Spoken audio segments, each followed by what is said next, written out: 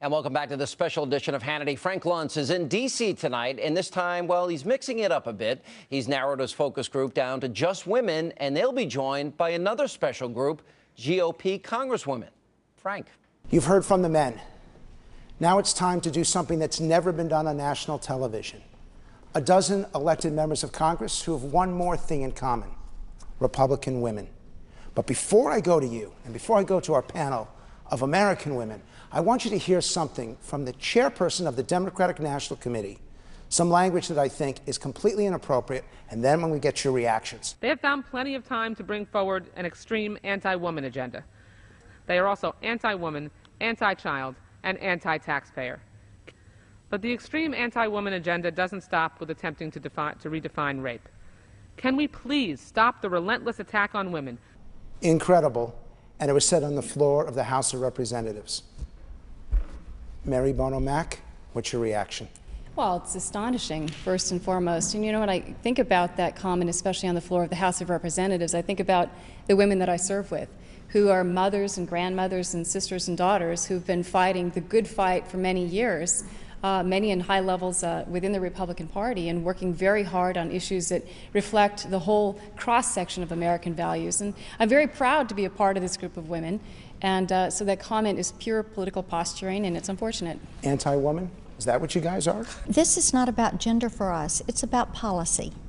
And we know where we are on policies because we are for small business, free enterprise. We're for preserving freedom. But they say that you're anti-woman. They say your policy is anti-woman. It's outrageous. I really took it as Debbie Wasserman Schultz being frightened that the Republicans won the women's vote in 2010. We had a record number of women elected to the House of Representatives, a dynamic group of women that represent a broad base from America. We have a doctor, we have nurses, we have small business owners, we have a farmer. How many of you are moms? Every one of you. We represent the women of the country. I mean, we're moms, we're wives, we're grandmothers. We live the daily life. I mean, we're the ones, most of us, who do the budget in the family. We're the ones that are doing what you have to do to take care of a family. So to say that we are anti-women is really kind of out there. This is really the beginning of a movement where the Republican Party is opening its doors and making women feel like they're welcome. And the Democratic Party has always been that party, and now the Republican women are saying, no, the place for you, getting this country back on track, doing what's right for your family, and it's in the Republican Party. Another thing that's so outrageous about it is that it was basically Republican women who fought for the right for women to vote. The first woman elected to Congress was a Republican. The first 5 women elected to Congress were all Republican women. So we've been out there for a long time spearheading the drive for women to be involved and for women to be a part of the policy process at the highest level. You know, one of the things that I think is really neat, and I don't know if all of you have found that, but I am finding that after being in Congress for the many years that I have, that all of these young women all over my district, even middle-aged women, are seeking office. They're running for city council, they're running for mayor, they're running for school board, things that they never thought possible. And I think that's one of the great things that we've been able to do is empower them. Women are starting businesses twice the rate of men. And so the small business owners are women. Many of us have done that. And so as we talk about issues like that, I think what she was trying to say is we can only talk about health care, education, or whatever. We're everywhere. One more. Well, for me, it was an extremely disappointing comment because it was uttered by a fellow woman member of the House. And we interact every day with all of the other women of the House on both sides of the aisle. And to me, I took it, you try not to take things personally because it's politics.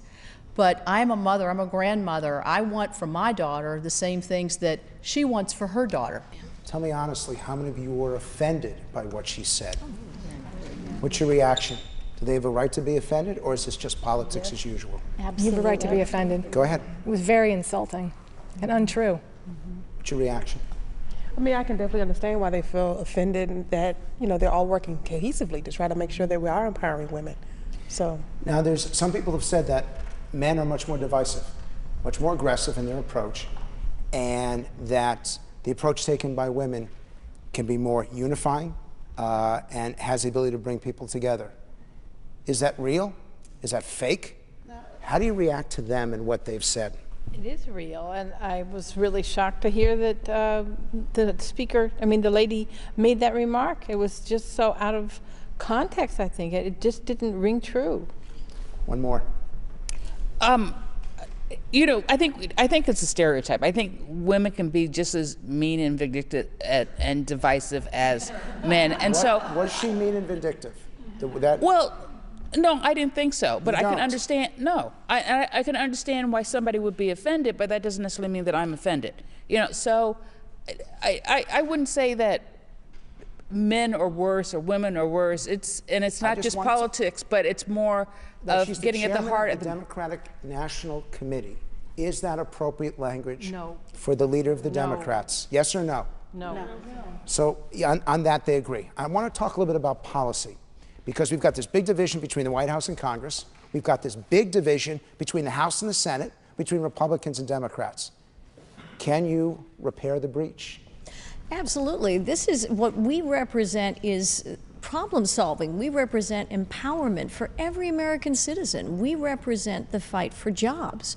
And we have to deal with our debt responsibly. And what is responsibly? What's responsibly with dealing with the debt? Just as we would do in our homes or just as we would do in our profession, we need to really find that middle ground. But find can a way you? to. Yes, we can. Then why is We've all the all yelling done it and in our screaming? first because of that type of rhetoric that we just heard on that recording. I want to challenge you. I don't think you can do it. I think we can. I recognize it's a tough assignment that we have right now, but what we as Republicans really want is a game changer. We don't believe that we can continue down the current course, and that is the one message that I'm not sure that the president understands is that it's not just about $2.4 trillion. It's about changing the way the federal government spends money. Are you guys going to find the solution? Are you going to compromise with the president? It's my opinion that while all eyes have been on the president and the Republican leaders in the House, John Boehner and Eric Cantor, that the people that are going to solve this problem are actually Mitch McConnell and Harry Reid. I think we're watching the wrong people. Interesting. I want to go to you for a concluding remark. I think we'd agree that we are more divided than we've been in a long time. And I think we'd agree that we've been more negative. What is the solution so that people who watch programs like this don't have to be angry and frustrated every time they turn on their TV? Well, I think that's a great question. First of all, our voices are united in the fact that we believe there has to be, as Kathy said, a game changer. The American people are clamoring to change the direction of the country with the spending. We're standing firm on that. And every time you stand firm, it becomes, bipartisan bickering and anger, when in fact we're just holding the ground on this. What really is missing is true leadership out of this White House. I can tell you, I don't know how many members of Congress, of these people have heard from the President or for the White House on this whole debate, but I know that I haven't. So it's leadership-driven only. The President's not reaching out to anybody else, and I think it's just a failure of leadership on his part. I know it's going to be tough. I'm hoping that we can find a way that we can talk to each other in a civil way, as we just did. And I do hope that the language that you use is going to be more embracive and less divisive. Thanks, Frank, and more with the GOP women right after this.